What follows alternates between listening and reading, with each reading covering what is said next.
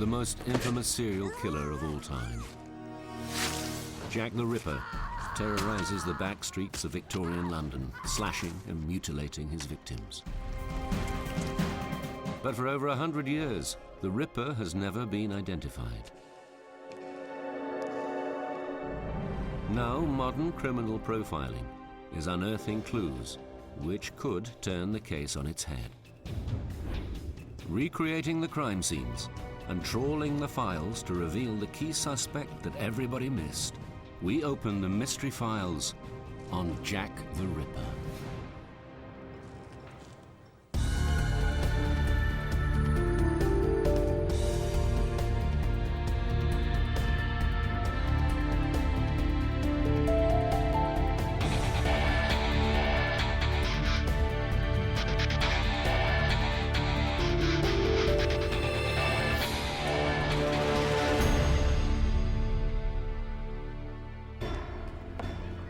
In the years 1888 to 1891, 11 women are killed in the notorious Whitechapel area of East London. 5 of the murders bear horrific similarities, so are attributed to the same anonymous murderer.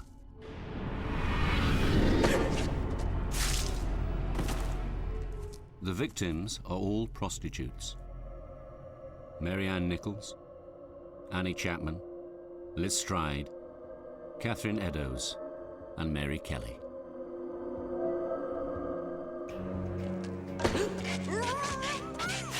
This intense killing spree of street workers runs from August to November, then stops as abruptly as it starts.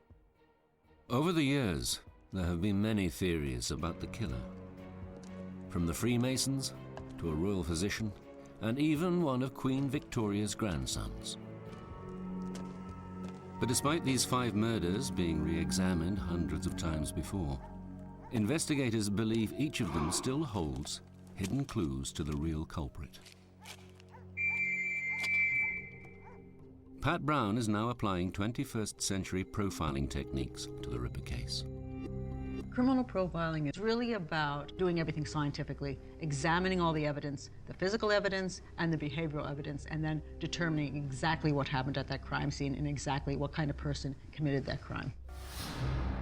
The murders start on August the 31st, 1888. Mary Ann Nichols is found in Bucks Row, across the road from the London hospital.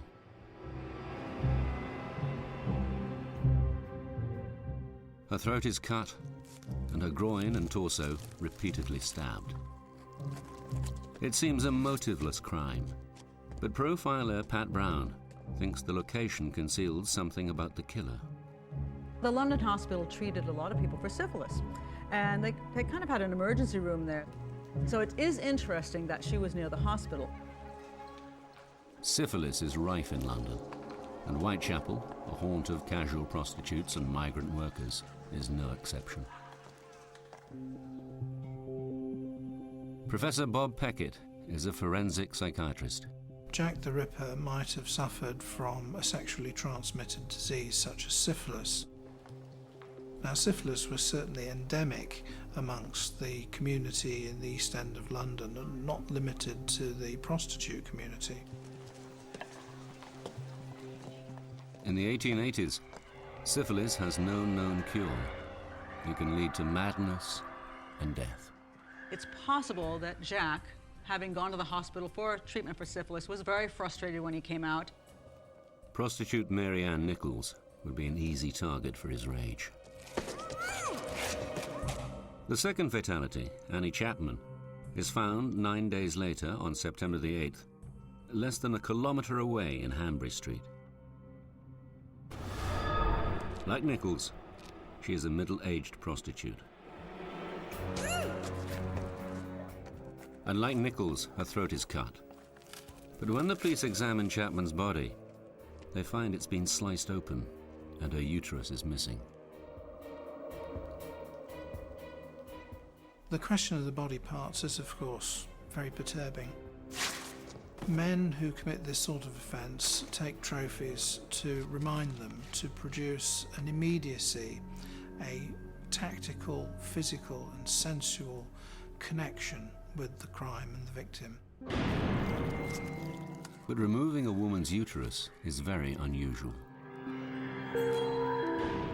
In this case, the perpetrator has worked up from the stabbing and the mutilation to removing whole body parts, and not only body parts, but the very central essence of womanhood.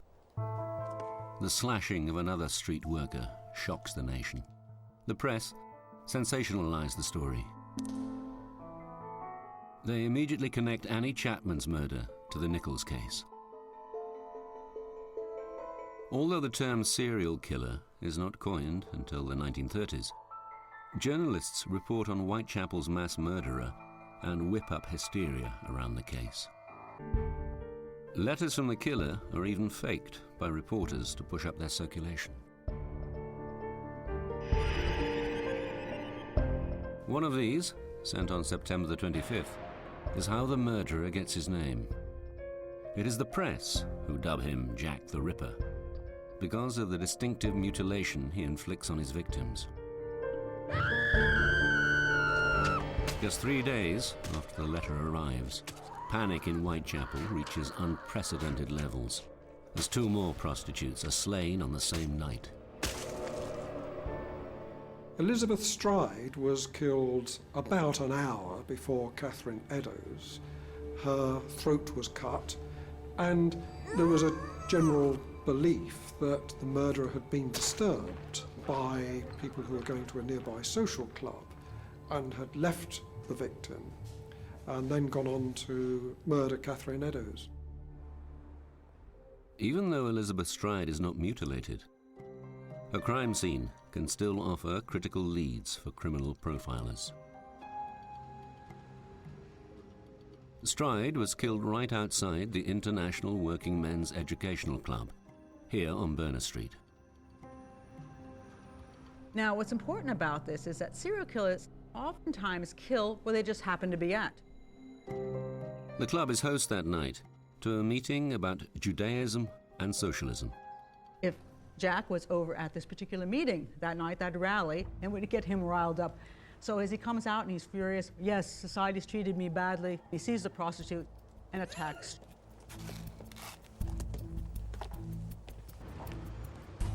Pat Brown believes further clues to the Ripper's identity can be gleaned from his second murder on the night of September the 30th. Catherine Eddowes in Mitre Square. People ask, is there a reason for a criminal profile to go to a location? And the answer is yes. Even though this happened years and years ago, and this isn't the original crime scene, but we can see enough that we can really understand why Jack picked this location. From this spot, he can look straight down that passageway and see if that police officer is coming, because he's got a viewpoint right here. Eddowes' murder is truly gruesome. Her throat is cut, her body disemboweled, and for the first time, the victim's face is slashed. Some experts have claimed that this shows Jack's increasing frenzy. But Pat Brown has another perspective on how the scene plays out. He put her toward this wall because he knew he wanted to cut her throat and he wanted the blood to go away from him. He was trying to strangle her, put her in like a sleeper hold, which basically knocks people out. But what is happening is she was struggling. She's moving hair like that. He's got his knife in his hand and he's trying to keep control of her. And finally he does. She passes out and he goes and he cuts her throat like this.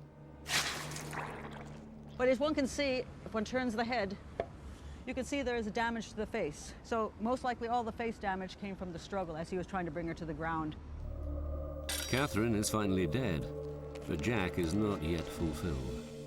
For the second time, the Ripper removes the deceased woman's uterus. Jack has vanished by the time Eddowes is found by the police. But he leaves 2 more clues.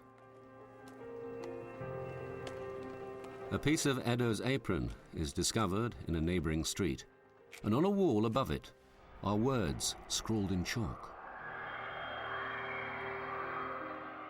It is thought at the time to just be anti-Semitic graffiti. So as not to associate it with the Ripper and incite racial violence, it's immediately removed by the police.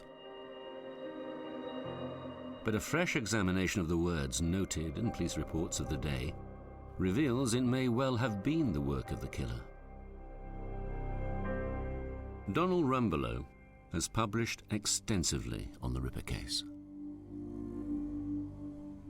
The writing on the wall in Goulston Street, what was written inside this doorway were the words, "The Jews are the men that will not be blamed for nothing."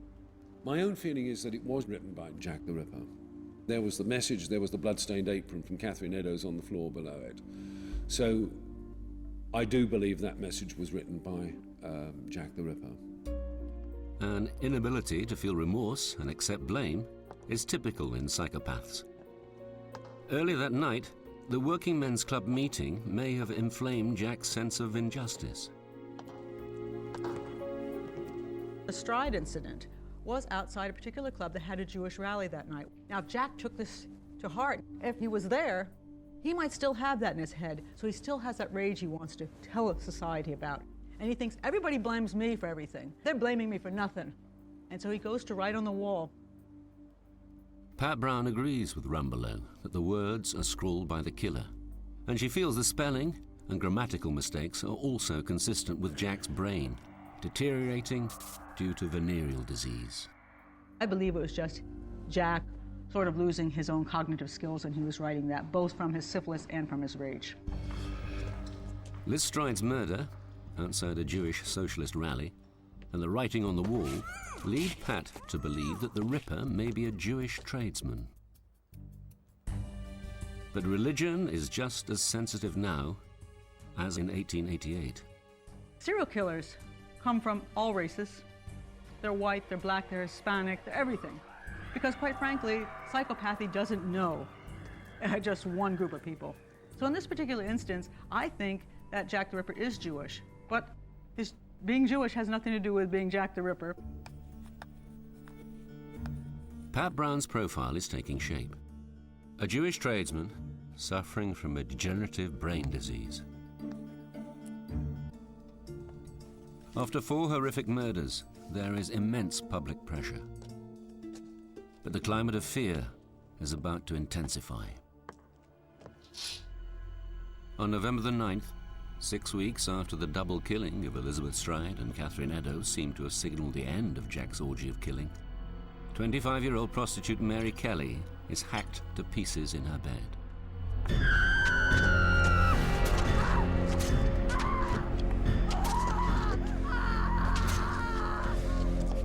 But the nature of the crime brings criminologists to question if it is committed by the same man who took the lives of the 4 other victims. This particular case is so different from the other 4, you have to wonder if it is the same person. The other 4 were all outdoor crimes. This was an indoor crime. The other 4 were done in just a few minutes. This one, he took his time. Kelly's murder takes place inside. The crime scene left undisturbed. By recreating the room from photos and police reports, Pat Brown deduces that she probably knew her killer. What I find interesting is the clothing on the chair. This is Mary Kelly's clothes, nicely folded up and placed there. Now, if Mary had been coming in with her client and it had been Jack, and Jack usually is in a rush. Jack just likes to jump out, grab the woman, and he kills her within seconds. And yet, we see her clothes folded on the chair. So either she took all her clothes off while this man waited patiently, then they got in bed, and then he killed her. Perhaps it was already in her frock. Somebody knocked the door, she knew who it was. She lets him into the room, and something goes wrong, and he kills her. Kelly was last seen alive at 2 a.m. Witnesses claim to have caught sight of her with 2 clients already that night. And from her clothes and boots inside the room, it looks like she was ready to go to bed. But she did not go to sleep. The dots show the location of Mary's body parts. Underneath her head is a breast, a kidney, and her uterus. Her liver is between her feet, her spleen to the side of her. On the table are piles of flesh from her abdomen and thighs. The black dot represents her heart that is recorded as simply missing.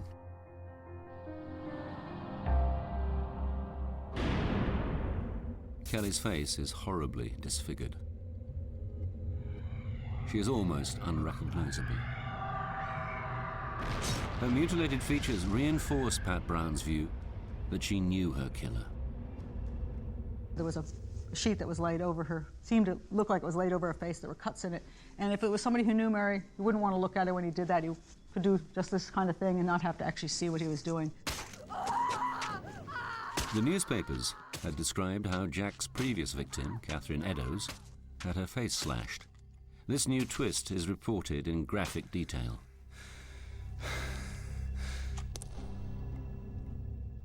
Mary's uterus is also left at the scene. This is the organ Jack prizes and most often takes away. I think Jack the Ripper committed only the 4 outside scenes, and this one, Mary Kelly, was done by somebody else who just wanted us to believe that Jack did this too. There is one final vital difference between Mary Kelly's death and the 4 other fatalities attributed to the Ripper that could have hindered police in their quest to crack the crimes and identify the killer. The police reports from the earlier murders speculate that the way the bodies are cut up indicates the Ripper could be a butcher. Whereas Kelly's autopsy report records that the perpetrator has no anatomical knowledge, throwing police off the possible killer's scent. I've always felt that it was somebody like a butcher or a slaughterman who's got the necessary skills to extract these organs. Well, who could walk through the streets more easily with a little bit of blood on him than a butcher? Following this line of inquiry, there is a suspect who has been missed by the investigators. A man the police at the time were aware of, but chose to ignore. When I look at all the possible suspects that we know of, the one I really look at very, very closely is a man by the name of Jacob Levi. Now, Jacob Levi was a butcher, and he was a Jewish tradesman. Jacob matches Pat Brown's profile of the Ripper's race and profession, but he also fits with another theory the police use to solve modern crimes. Geo-profiling techniques predict that the killer lives within the circle of murders. Jacob Levy lived on Fieldgate Street, then moved to a butcher's premises on Middlesex Street. Both are in the Ripper's killing grounds. If you have a butcher's shop and a key to it, you can slip right back through the streets, right onto Middlesex, which is right in the middle of these crimes, slip into your butcher's shop, you can hide your little treasures in the butcher's shop, and then wash up and go straight home. And analysis of a statement given by his wife suggests his mind is in a disturbed state. His wife said, yes, I was having problems with him. He was failing in the business. He wasn't doing his job anymore, and he's wandering all over the streets all night long. I don't know where he is. Before the killings, Levy had been jailed for stealing meat from his boss. It seems a minor offense, but psychiatrists think it could be another indicator.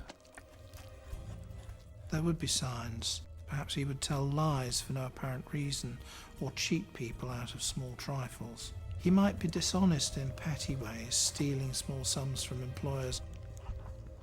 And investigations have now also discovered that Jacob Levy had venereal disease. He was a married man with some children, but he had syphilis. Jacob's death certificate confirms that he dies from syphilis, which he could have contracted on the streets of Whitechapel. Syphilis takes his life in 1891, just 2 years after the Ripper killings. In his final medical report, he claims to hear strange noises and says he's compelled to do immoral deeds. Hearing noises or voices urging you to act is a symptom of psychosis from late-stage syphilis. And syphilis could also be a reason why the fourth prostitute, Catherine Eddowes, may indeed have been the Ripper's last victim. The disease would eventually rob him of the ability to carry out these well-orchestrated attacks. But there is another equally credible reason why he might have stopped killing so abruptly. A fellow local Jewish tradesman, an eyewitness, called Joseph Chaim Levy.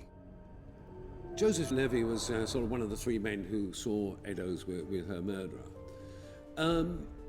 He appeared very unhelpful.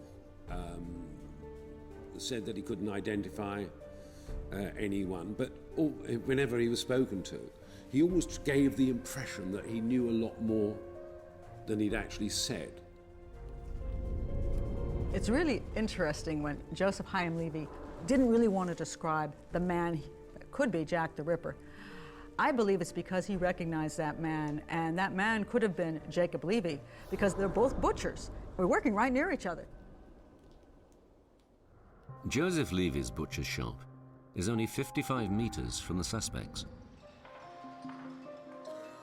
Joseph kept very quiet, but he did give the police one intriguing piece of information that now seems to point the finger at his colleague. The one interesting thing that Joseph Levy did say about Jack the Ripper was that he was just 3 inches taller than the victim of Catherine Eddowes. Jacob Levy was 5'3", and the victim, Eddowes, was 5 foot.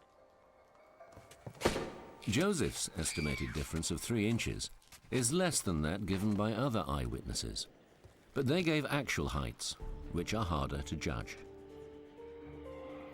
His description matches Jacob. As investigators have now revealed, he also fits many of the criteria modern criminal profilers would expect to see in Jack. My conclusion that Jacob Levy was Jack the Ripper and committed the 4 outside crimes, I'm fairly sure about. All the evidence does support this more than anybody else out there. This new Ripper candidate has the perfect motive if he contracted syphilis from prostitutes. He also lives right in the middle of the murder sites. He has a shop near the crimes to clean up and hide organs in. His death certificate proves his illness is sufficiently advanced for him to be classified as clinically psychotic. And he is a Jewish tradesman, adept with a knife, and with a basic knowledge of anatomy. The evidence makes a compelling case for Jack the Ripper being the butcher of Whitechapel, Jacob Levy.